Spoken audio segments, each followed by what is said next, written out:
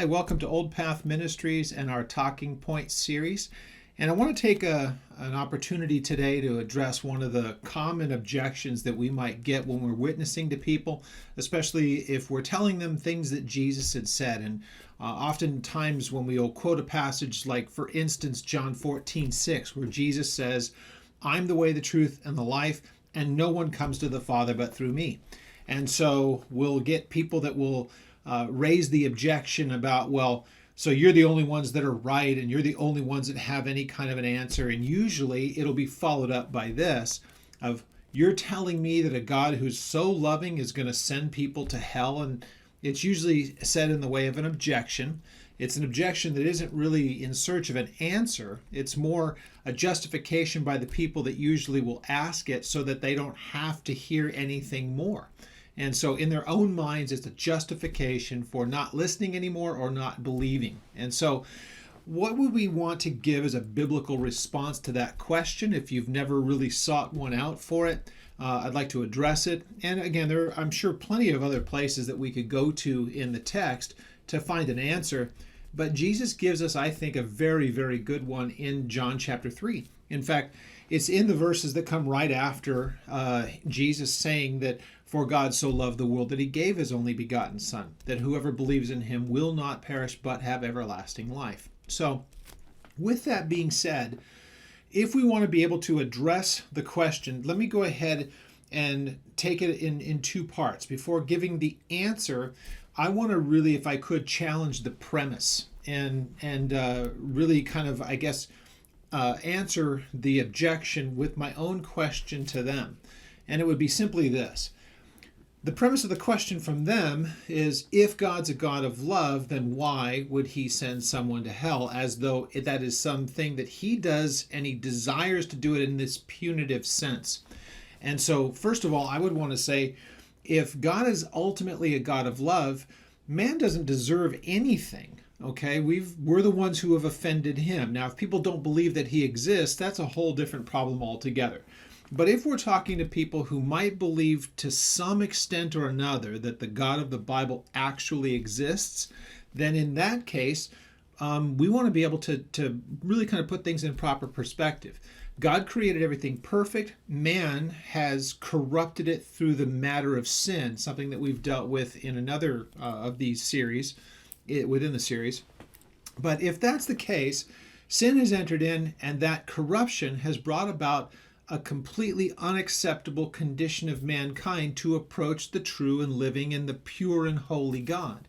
So if that's the case, a God of love, we would expect, would try to make a way that man could be redeemed back to him or reconciled. So I would want to say to the people, say, if God's a God of love, why would he send anybody to hell?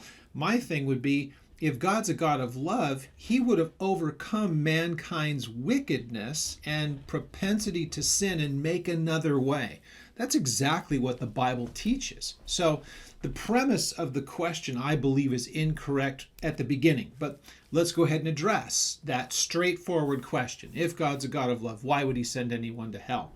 So the first part of the answer is, well, he doesn't send anyone there if it is Jesus' own words that we look at. So we're all familiar with the passage that, "For God so loved the world that he gave his only begotten Son, that whosoever believes in him will, will not perish, but have everlasting life." We all know that passage.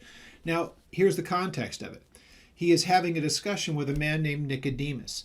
Nicodemus comes to him at the beginning of the chapter, and he asks a simple question, my paraphrase, "Who are you that you're able to do the things that you do? Because no one can do them unless God is with them."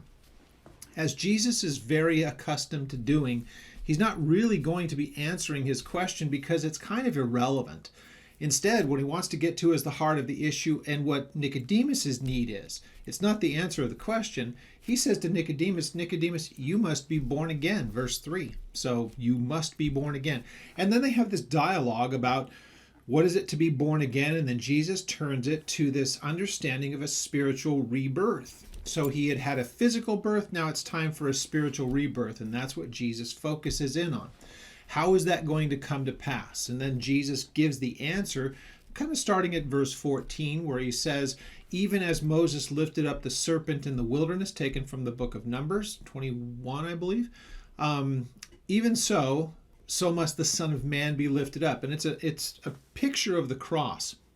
So he says, for whoever believes in him, so that whoever believes in him will not perish but have eternal life. That's verse 15. And then in verse 16, he gives the information behind it. Because God so loved the world, right, that he gave his only begotten Son, that whoever believes in him would not perish but have eternal life. So what we have is the simple answer to that issue. If God's a God of love, why would he send anybody to hell? Well, because God is a God of love, he's given us his only begotten Son, that whoever believes in him will not perish, but have eternal life. So it becomes a matter of simple belief.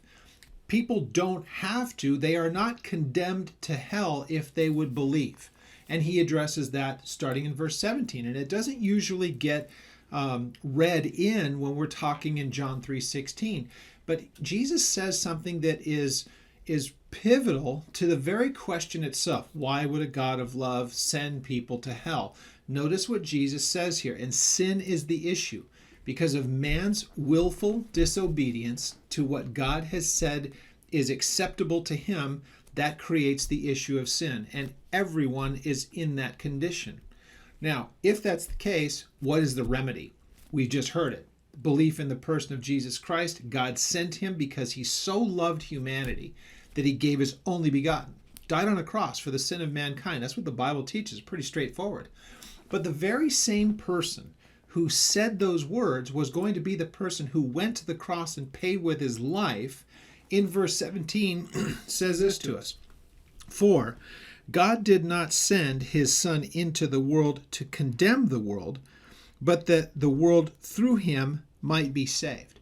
So here Jesus says, I did not come into this world so that I could condemn it.